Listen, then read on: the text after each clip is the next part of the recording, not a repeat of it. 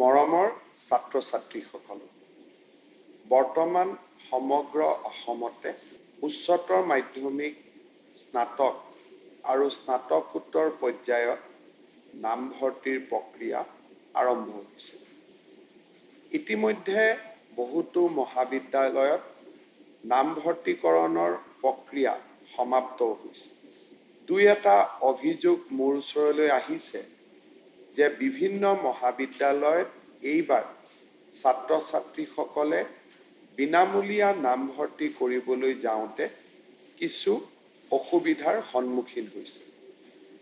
অসম চৰকাৰে প্ৰজ্ঞান ভাৰতী নামৰ আঁচনিখনৰ অধীনত যোৱা কেইবাটাও বছৰে বিনামূলীয়া নামভৰ্তিকৰণৰ ব্যৱস্থা কৰি আহিছে। এইবাৰো আমি মহাবিদ্যালয়সমূহক নিৰ্দেশ দিছোঁ যে যাৰ বাৰ্ষিক আয় 2 লাখ টকাতকৈ কম তেনে পিতৃ মাতৃৰ সন্তানক যাতে মহাবিদ্যালয়সমূহত বিনামূলীয়া নামভৰ্তিকৰণৰ সুবিধা দিয়া হয়। বিভিন্ন কাৰণত যদি আমি আয়ৰ প্ৰমাণপত্ৰ উলিয়াওঁতে অসুবিধা হয়, তেনেহ'লে নেশ্যনেল ফুড ছিকিউৰিটি এক্টৰ অধীনত আমি আপোনালোকৰ পৰিয়ালক দিয়া পৰিয়াল পৰিচয় পত্ৰখন মহাবিদ্যালয় কৰ্তৃপক্ষক জমা দিওঁ বা তাৰ প্ৰতিলিপি জমা দিওঁ, আমি বিনামূলীয়া নামভৰ্তিকৰণৰ সুবিধা ল'ব পাৰোঁ। এই বিনামূলীয়া নামভৰ্তিকৰণৰ বাবে মহাবিদ্যালয়সমূহেও কোনো আৰ্থিক অসুবিধাৰ সন্মুখীন নহয়।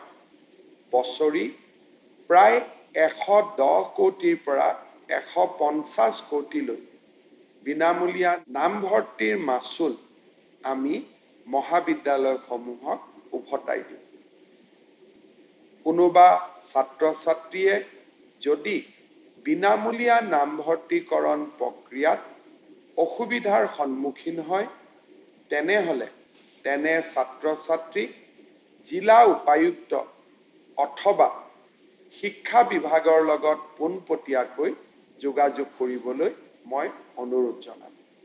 মহাবিদ্যালয়ৰ অধ্যক্ষসকলক মই অনুৰোধ জনাম, বিনামূলীয়া নামভৰ্তি অসমৰ উচ্চ শিক্ষাৰ ক্ষেত্ৰত এক মহান কৰ্ম বুলি তেওঁলোকে যাতে অনুভৱ কৰে আৰু ছাত্ৰ ছাত্ৰী যিসকলে বিনামূলীয়া নামভৰ্তিকৰণৰ বাবে যোগ্য, তেওঁলোকক যাতে অত্যন্ত মৰম আৰু এখন বিশাল হৃদয়ৰে সৈতে বিনামূলীয়া নামভৰ্তিকৰণৰ সুবিধা দিয়ে।